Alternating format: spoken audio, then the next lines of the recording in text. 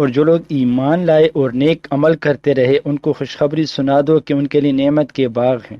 کہ جن کے نیچے نہریں بہہ رہی ہیں۔ جب انہیں ان میں سے کسی قسم کا میوہ کھانے کو دیا جائے گا تو کہیں گے یہ تو وہی ہے جو ہم کو پہلے دیا گیا تھا، اور ان کو ایک دوسرے کے ہم شکل میوے دیے جائیں گے، اور وہاں ان کے لیے پاک بیویاں ہوں گی اور وہ بہشتوں میں ہمیشہ رہیں گے۔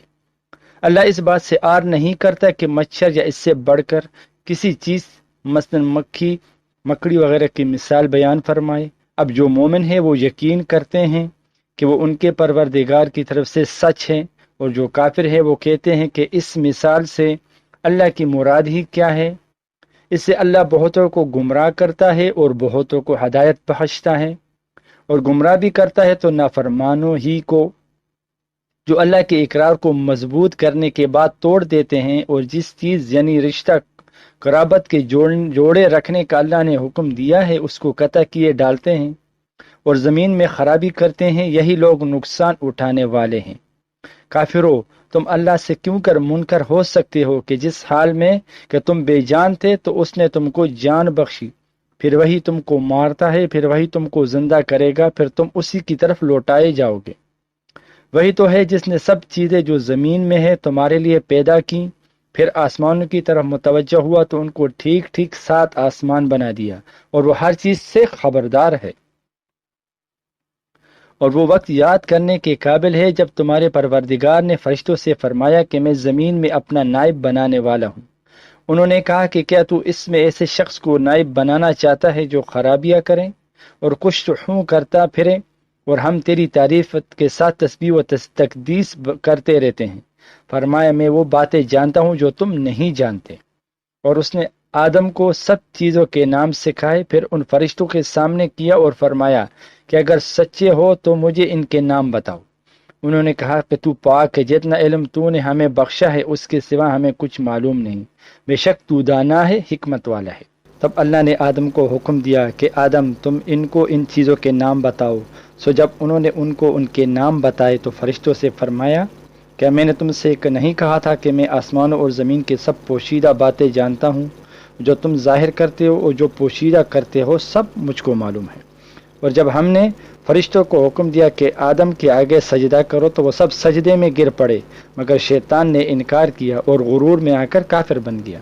اور ہم نے کہا کہ اے آدم تم اور تمہاری بیوی بہشت میں رہو اور جہاں سے چاہو بے روک ٹوک کھاؤ پیو، لیکن اس درخت کے پاس نہ جانا نہیں تو ظالموں میں ہو جاؤ گے۔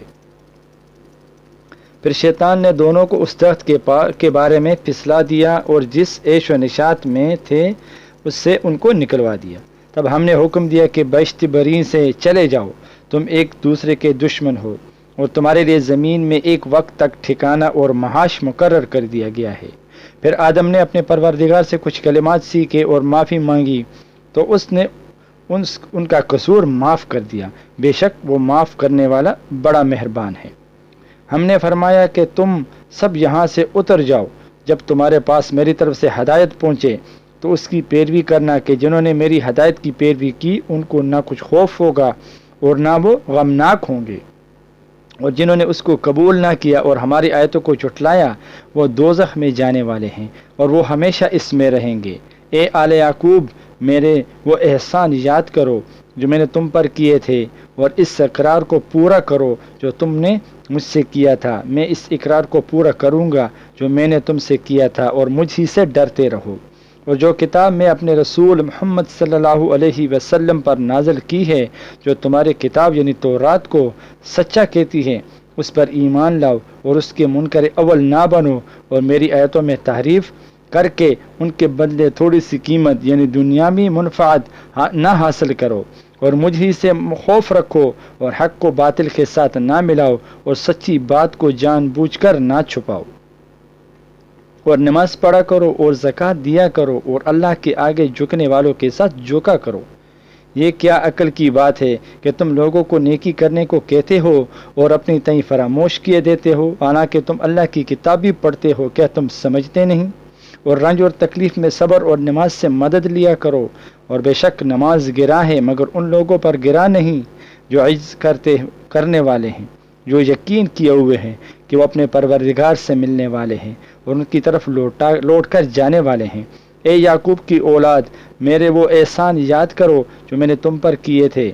اور یہ کہ میں نے تم کو جہاں کے لوگوں پر فضیلت بخشی تھی، اور اس دن سے ڈرو جب کوئی کسی کے کچھ کام بھی نہ آئے، اور نہ کسی کی سفارش منظور کی جائے، اور نہ کسی سے کسی طرح کا بدلہ قبول کیا جائے، اور نہ لوگ کسی اور طرح کی مدد حاصل کر سکے۔ اور ہمارے ان احسانات کو یاد کرو جب ہم نے تم کو قوم فرعون سے نجات بخشی۔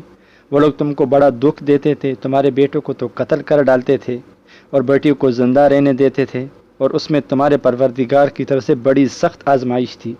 اور جب ہم نے تمہارے لیے سمندر کو پھاڑ دیا، پھر تم کو تو نجات دی اور فرعون کی قوم کو غرق کر دیا، اور تم دیکھ رہے تھے۔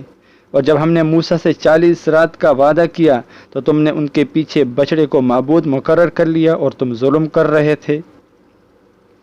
پھر اس کے بعد ہم نے تم کو معاف کر دیا تاکہ تم شکر کرو۔ اور جب ہم نے موسیٰ کو کتاب اور معجزے عنایت کیے تاکہ تم ہدایت حاصل کرو، اور جب موسیٰ نے اپنی قوم کے لوگوں سے کہا کہ بھائیو، تم نے بچڑے کو معبود ٹھہرانے میں اپنی جانوں پر ظلم کیا، تو تم اپنے پیدا کرنے والے کے آگے توبہ کرو، پھر وہ اپنوں کو قتل کرو، تمہارے خالق کے نزدیک تمہارے حق میں یہی بہتر ہے۔